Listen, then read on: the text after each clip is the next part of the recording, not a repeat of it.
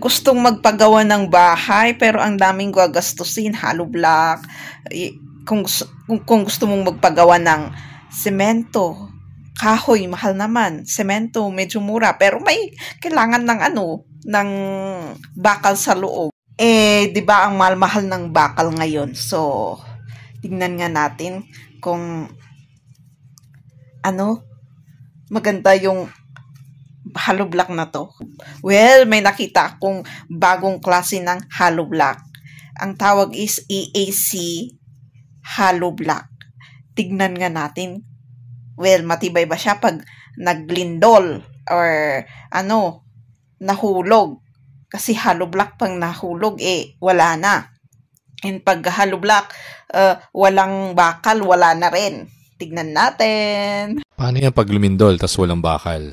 Unang-una, ang concern mo dapat kapag lumindol ay kumusta ang iyong foundation, poste, beams, and columns, and tama ba or proper engineering ba yung in-apply sa iyong structure or bahay. Ang AAC wall is just a wall. Hindi mo dapat dito papadala yung buong pag-shake ng bahay mo. Hindi mo na kailangan ng bakal sa AAC blocks pagkat ito yung monolithic or buo na or hindi mo na kailangan lagyan ng palaman sa loob. Isa pa, mataas din ang compressive strength nito. Magaan din siya or lightweight so bawas sa dead load yan at hindi masyadong stress sa bahay or sa building mo. Hindi lang bakal yung basihan sa pagpapatibay ng wall. Paano naman yung mga glass house? O paano naman yung mga building na may glass wall? Paano naman yung mga church na gawa noong 1600 na wala ring bakal? Nakatayo pa rin ngayon. Diba? Research ng konti. Same height. Okay, 1, 2, 3. Yeah, nakakuhan Hindi nyo nabisa.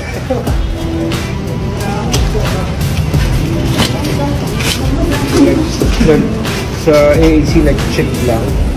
But it didn't break. Picturean mo before and after. Ay, wala. Lilinisin natin. So, titibay lang kasi ito pag may sealer na. Yes, ma'am. Oo nga naman, wala namang bakal yung mga structures noon.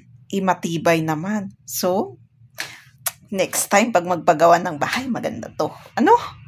Hindi na kailangan yung bakal na mahal. Makakatipid na rin dito. Kasi mahal din ang semento ngayon diba? Thank you for watching. Don't forget to subscribe, click the bell notification, comment if you want, and share for more reviews. See you again in my next videos.